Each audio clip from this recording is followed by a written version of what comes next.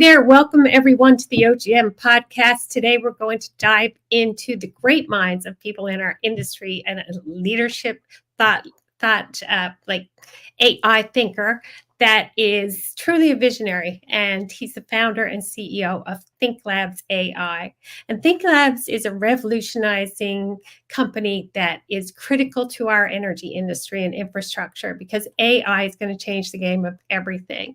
We're going to introduce Copilot, which is Josh Wong, who is the visionary founder and CEO of Think Labs. It's his baby. So we're going to talk about AI. We're going to talk about digital twins. We're going to talk about how the energy industry is going to change underneath that whole entire umbrella. So Josh, we're so excited to have you here. Welcome to the show.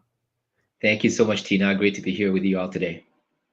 So I thought we would start by just getting some groundwork here laid, because a lot of people don't understand the full extent of AI, how you got into that industry, how you developed Think Labs AI and Copilot. So can you give us a bit of background as a place to start? Yeah, certainly. So, Think Labs AI is a specialized AI company. So, i.e., today we see more and more AI buzz around the general AI like ChatGPT, Microsoft Copilot, etc. But really, we see for critical industries and infrastructure, we need specialized AI that is trustworthy enough to drive like critical infrastructure, like running the grid, keeping the lights on. So, this is where we focused, and really our mission is to enable these critical infrastructures towards a global energy sustainability. So that's who we are. Uh-huh. Got it. So how did how does one end up there in their career? I mean, it just seems it's leading edge for one thing. So, I mean, how did the progression of your career end up being Think Labs AI? Yeah, thank you for that. It's really my life journey. I've always been in clean tech for the past like 20 odd years. Everything builds on each other. So part of my early career is in hydrogen fuel cells, then worked on battery storage, the electric grid, really helped shape the future of the grid back in the late 2000s, then the early 10s. And afterwards founded a company called Opus One Solutions, which is focused on modeling the electric power system and running various simulations or advanced analytics on the power system, particularly applied to something called a DERMS, or Distributed Energy Resource Management System.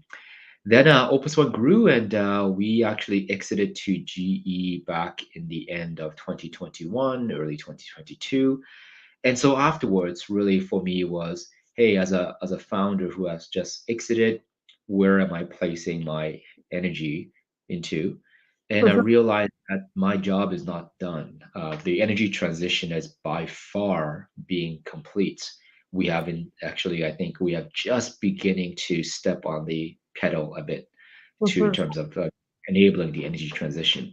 So really the realization is how can I apply all of my previous learnings in distributed resources on the grid into the next big thing? And so the pain point which I wanted to solve is in these 20 years or so, only one thing is consistent. Utilities are moving too slow. Mhm. Um, Perhaps rightfully so, because the grid is a complex critical infrastructure. Do it wrong, and you all shut off the lights for thousands, if not millions, of people. And Right. so, how do you enable utilities to move faster, but in a trustworthy manner? And it resulted in, hey, we need to start driving autonomy to the grid. And to do that, we need AI. So while within GE, we started an incubation unit, the first one on autonomous grids. And when the time came, we actually spun out from GE earlier this year and officially became GE Vernova's first startup spinoff. And so now we have full investor backing. We have a core team to really develop the product and bring it to market. And we're executing with speed, focus, and agility. And that's why we're here today. Wow, that's so interesting. So branch off from GE, and you are right here in our neighborhood in Toronto, Canada. I'm currently in Newfoundland, and I believe you have locations in the US as well, right? Yeah. Yep, all over US. Okay, so for the people who are not directly in the AI sector in energy, can you take us into like I guess define the whole digital twin scenario for us, define how you see AI as going to be a critical piece of infrastructure, like its applications for people who are in the industry, whether they're energy operators, major contractors, vendors. We're all sitting here saying, how does this apply to me? How is my company going to change, and how do I have to be um, diversified in such a way that I'm going to be able to capitalize on this and make life more, more accessible, easier, faster, cheaper, all of those things. Yeah, so feel free to break this off into a few segments as well and interrupt me. But really, it's two key aspects. One is the creation of an AI digital twin. The other is to use this digital twin to create a co-pilot experience for the energy user, operator, developer, etc. So why a digital twin? Well, digital twins have been around for literally decades. It's essentially how we use digital means, like software, to model the real world. So in the energy space is what's called an impedance-based model to essentially program all the formulas which govern how power flows in the electric system, and then running all those formulas in real time or in planning time frame. Right. Now, with engineering digital twins, it is extremely precise because it's first principles based, but it's also slow. It is also complex and super data dependent because, well, if one plus one equals two and your one is actually 1.15, then you might not actually get the answer you want. And so it is super data sensitive. So what Mhm. we realized that we can apply the patterns of AI to basically create an AI version of the digital twin. Imagine like, hey, you want to teach AI how to do an MCAT or LSAT. You teach AI how to write law or study medicine. Same thing. We use engineering to train AI how to do engineering, power flow in the energy sector. And when we do that, we are no Yes. longer we still depend on the formulas, but we actually running or training the AI models, so they are much more data robust, Yeah. much faster, and extremely real time based.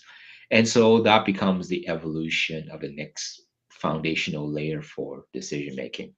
Right. So you're like the chat GPT of the energy industry, kind of. We kind of, yes, absolutely. I think more precisely because I know there are some AI folks on the podcast as well. So we are less so on the large language model side, but we are Yeah. much more on the deep learning side. So can we actually do deep learning to create a deep understanding of the grids and how the grid works, and then really build up an intuition and experience knowledge base. I call it Master Yoda mode of really AI really learning how the grid works and how to operate the grid. Mhm. And so this is all summed up in the product Copilot, correct? Exactly. So Copilot is our grid Copilot is an AI digital assistant. So imagine your driving assistants. Of course, we're not looking at full autonomous driving because I think the grid actually still needs the people in the loop right now, and we always want some level of control. But in autonomous driving, or you open up Google Maps, something like that, you have full traffic patterns updated all the time. On the grid, we typically don't have that. We run ad hoc studies. And then on the Google Map experience, once you hit a traffic jam, grid congestions, or there's a crash, it helps you reroute. On the grid side, we don't have that. If there's a congestion, oh, we find out after something burned or something trips or after customer calls. And then what we do about it, we flip back at our standard operating procedures or the operating experience of how to reroute power. But now we can train all of that into AI so it gets automatically generated. And these solutions gets recommended in real time as well instead of ad hoc studies. Mhm. Gotcha, got you. That's so interesting. So who would be utilizing this technology in the energy sector? Is it people that are supplying energy through the grid, or does it branch off into other sectors? Yeah, so we start, I think critical is that we believe fundamentally the grid is the platform for the energy transition. Of course, in Right. remote areas, we can do microgrids, etc., which the power flow still exists. That's fine. But the grid is sort of the shared infrastructure, the roads and highways of the electron world to enable both like decarbonization in the form of like solar, wind storage, but also electrification, such as energy electric vehicles, as well as other forms of transit, and then heating, moving that from, let's say, gas and oil into electricity as well. But to do that, we need the grid to be very robust and we need AI to learn the grid really well. So Mhm. today, our key focus are to electric utilities, both transmission and distribution utilities, to actually help them as a co-pilot to automate their planning process, like Mhm. interconnection and of DERs and electric vehicles, or planning ahead where they should invest. Should they invest into more poles and wires, or should they invest into customer-sided programs? And can they bring the level of certainty into what we call grid flexibility? Then the other group is grid operations. So when the grid becomes more and more complex, unpredictable in real time, how can Mhm. we keep a smartwatch mentality, right? Always monitor the grid, Yeah. always see what's going on, and if you have an issue, proactively propose solutions. Once we secure the grid, then we can level up. The level up means a few things, right? One is going from training around the grid to training the processes and procedures, because there's a lot of rules, standards, policies around governing how the grid works. Then we Mhm. can even do execution of grid operations, sending out the trucks, preparing for storms, etc.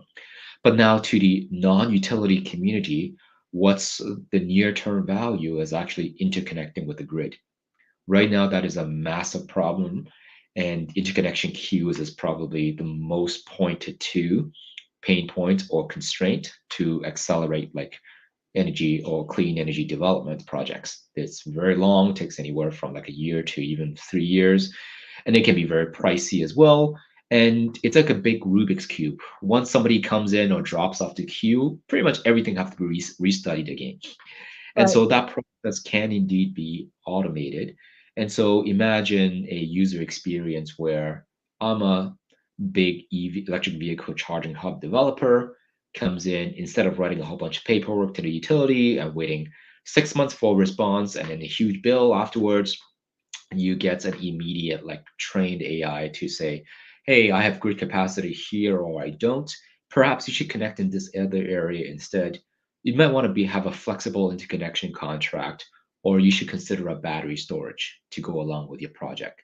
Got it. That can become a real-time interaction rather than paper shuffling and Yeah. long-term studies. That's a game changer. So, who are your clients now? It's the utilities today. Okay. And so it's the utilities, but it's also the innovators of technology in the new renewable space as well. That's your demographic Because primarily. all you appeal to the customer's customer because Yeah. that's their business as well. So ultimately, how can Yeah. consumers and developers get access to the grid and in a way that is increases sustainability, resiliency, as well as affordability? Yeah. So there's renewable energy generators, the major Yes. contractors under that, the suppliers, the sub suppliers. It really does affect all facets there across down through the vendor system, right? Exactly. And even just look at the average consumer as well. One of the utilities' main pain points are how, like, what consumers can participate in what type of programs, such as energy efficiency or virtual power plant type programs. We Okay. can pair the behavioral analytics in, let's say, from smart metering data with the grid's needs. So you actually match supply and demand together and proactively reach out to certain customer segments to help the grid the most. Ah, got it. Yeah. So it's many applications. Interesting. I find it so intriguing that you were with GE, you went and created a whole new company and entity, and that obviously requires vision, leadership growth. Can you tell us about the process of expanding your leadership team with experts from various fields? How did it all come together? And how's your leadership team driving this innovation with Think Labs? Yeah, I think with with defining innovation, typically you need to cross sectors. Yeah. And in our case, really the golden formula is crossing between power systems engineering, AI, and cloud. Because we need the computing power, we need basically this speed and scale as well. And so with that, we built our initial team within GE because we are incubation. So we attracted our CTO today, Neil Valley, who came from the, well, GE long time ago, but also went into like aviation, telematics, and fleet AI, also Mhm. fleet vehicle AI. And then we also brought in people from the power system space who are eager to learn AI. And we got AI folks who are eager to learn power system. So that's really how we built the team. I think GE provided a great foundation and credibility for us to bring great talent.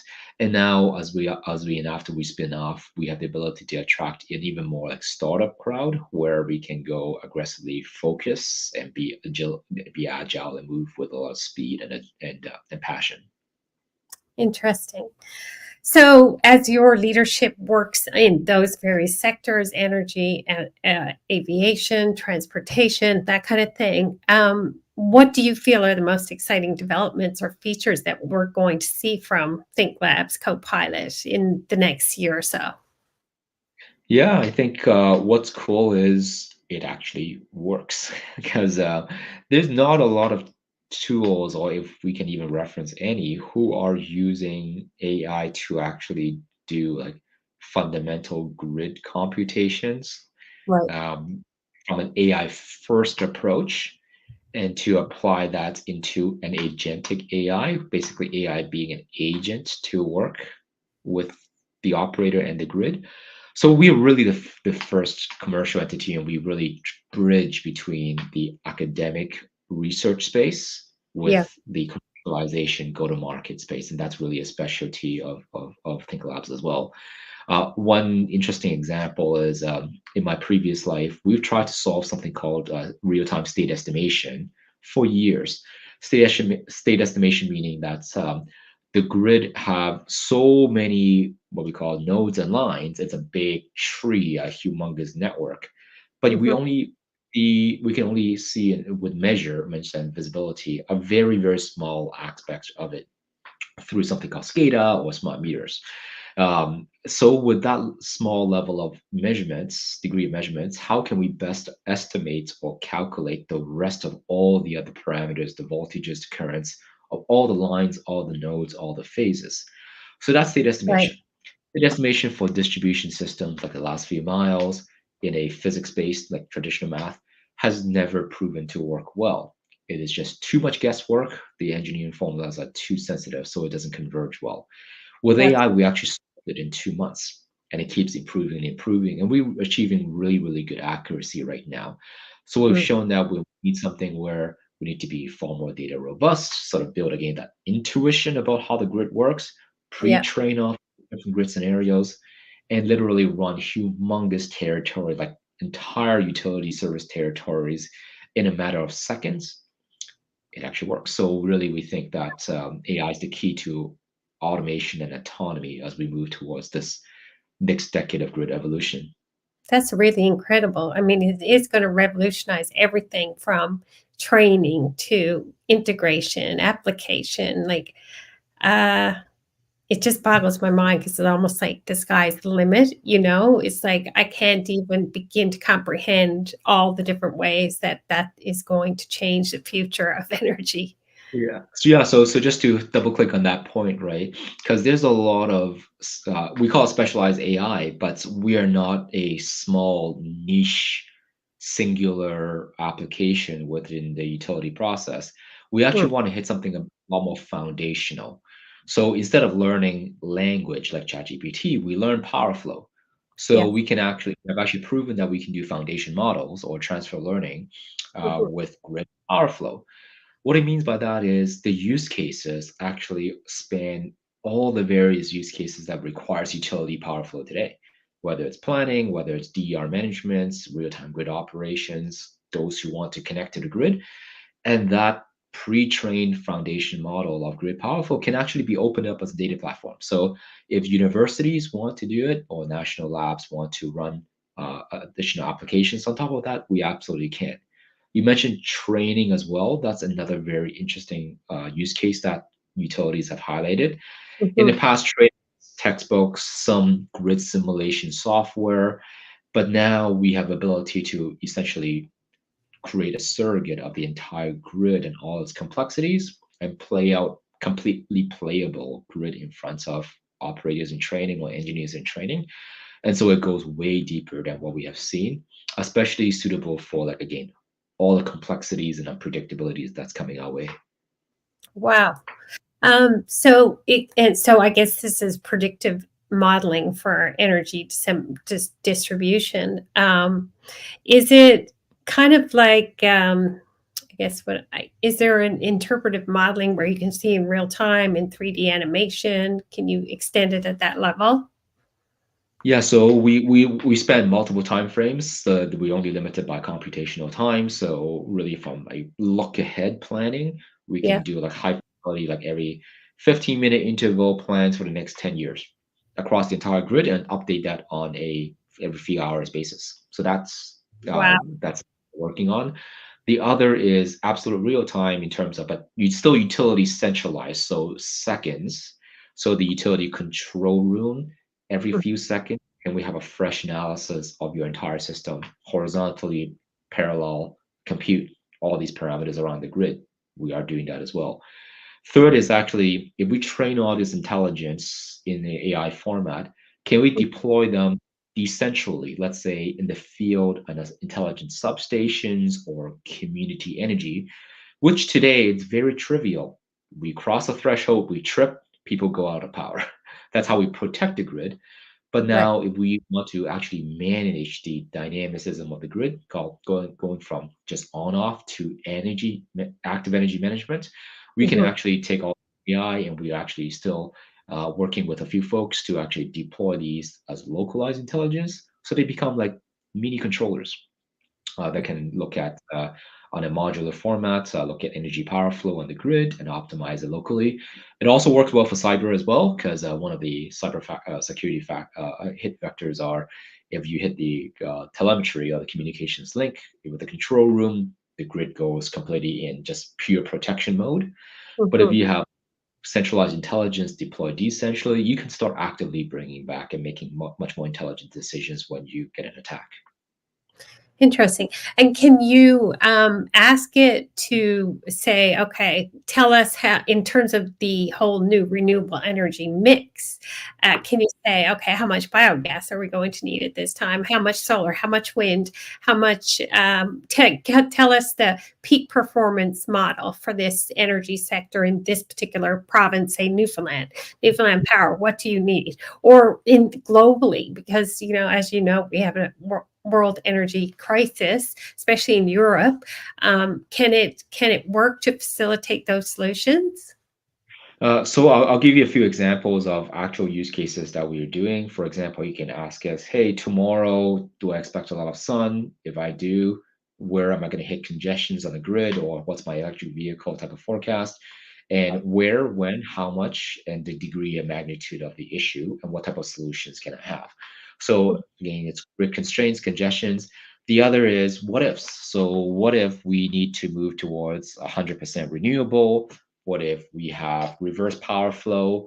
Then what are the solutions there? Or first, what are the impacts and the constraints on the grid? Then what are some of the potential solutions? What we are not doing yet, and definitely something, a use case we can have is really what you're saying around, hey, I want to decarbonize this entire area, and Yeah. currently this is my supply mix, and what's my pathway to decarbonization if I can find a balanced portfolio between solar storage, gas, and maybe a bit of like even small nuclear reactors. So these can be trained and run a series of scenarios, but that does, of course, bring us to the generation planning, which is further on in our roadmap. Mhm. I see that happening for sure. It just seems like natural evolution. So interesting. So, how do you collaborate, I guess, with partners, clients, stakeholders to bring all of this together? What's the partnership plan? Yeah, so we can't do everything alone, especially for an industry as large as the grid sector. So we first of all we value our partnership with customers, with utilities themselves, because Right. they are responsible for the grid. So we do certainly look for the most progressive utilities who are innovators and transformers themselves.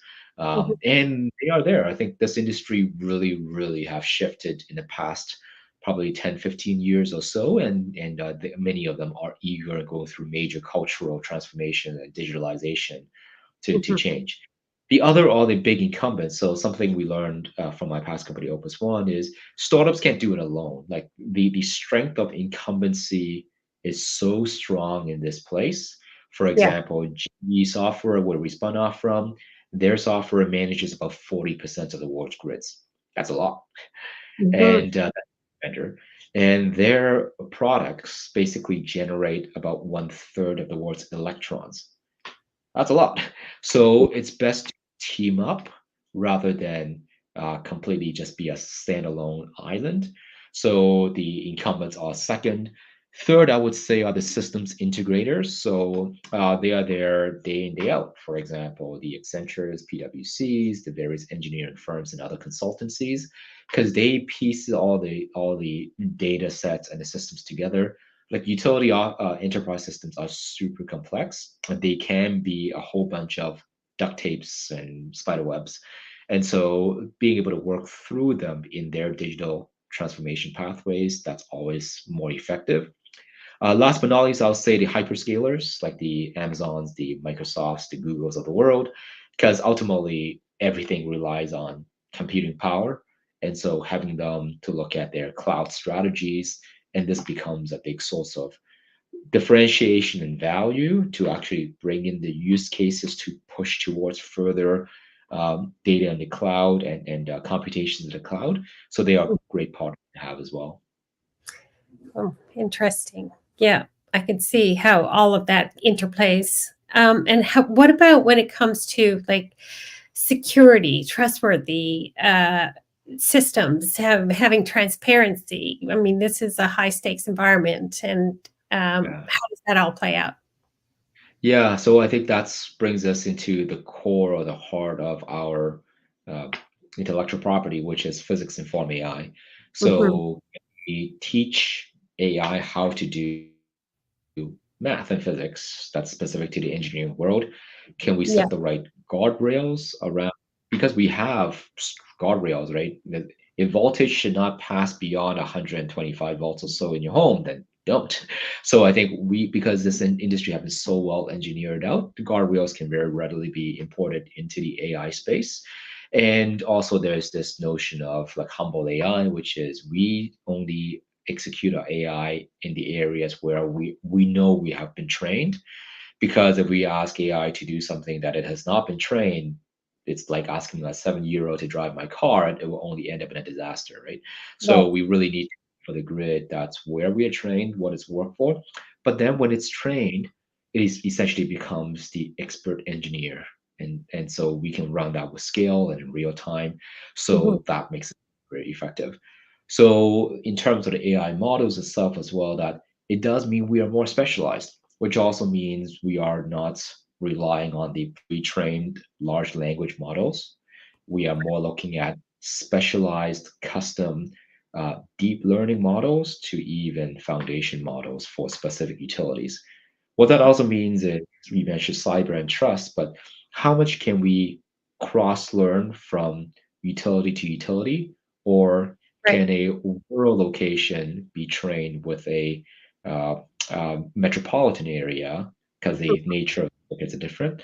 So for us, that's when we go back to the fundamental physics Yeah. because it's a single electron flow that goes on both.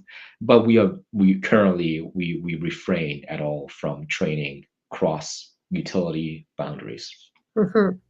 That's so interesting because all of a sudden the collective intelligence of all of the grids around the world become accessible, and that in itself is going to be a massive, you know, intelligence model that is, I think it's going to revolutionize everything we know about energy. That's kind of how I see it. I would absolutely agree, and that's what's waking me up in the morning every day, right? Because we're dealing with pretty progressive utilities, as in California, the North U.S. Northeast area. Ontario is pretty progressive as well. Right. Australia is really feeling the pain, more pain than most parts of the world. But the Hmm. learnings doesn't mean we have to train off their specific data, but the learnings from the training process around their data really helps level the playing field and democratize the pathway to decarbonization for other utilities. For Yeah. example, these large utilities and learning from trading, like managing like true large scale renewables, etc. Can we then bring that to some of the developing world? Can we bring that to some of the worlds that are still in greenfield grid applications and can leapfrog the most basic like control room or SCADA systems? And so AI can be very cheap to deploy. And Mhm. so I think there's a huge opportunity for us to really again leapfrog a big portion of the world. Yeah, I mean, as I think about this, this is a fundamental baseline for like leveling the playing field when it comes to energy globally. And once you've leveled the playing field globally, then you're in a position where um, we globalize as one, like one world. I mean, really, energy is the number one commodity on the planet. It starts with energy. If you get the collective intelligence into an energy model that is a level playing field worldwide. Everybody's on the same page. Everybody can access grids and have that same level of energy. We start. That's our starting point. Then everything about the world changes as we know it, and then we're all kind of utilizing energy flow, and we're also all committed to mitigating, you know, climate, I guess, risk, any kind Yeah. of climate risk. That puts us in a much better position to reach net zero. And it puts us in an achievable, like I can see the end game with this type of model. You know what I mean? That is our biggest dream, right? Which is this is socialized. This becomes like it might sound cheesy, but can we put the energy transition into cruise control? Yeah. Can Yeah. we take any sector and say, hey, let's give me a pathway towards 100% decarbonization goals, and it will generate those solutions for you. I can see a pathway towards that, like right now. It is absolutely within reach today. And Yeah. so I think that's why we have a lot of work to do. Oh, I think I need to invest in your company. Okay, so what like there's a pathway obviously to get that to that final destination, but what's exciting? What's next for Think Labs? What's next for your projects in the near future?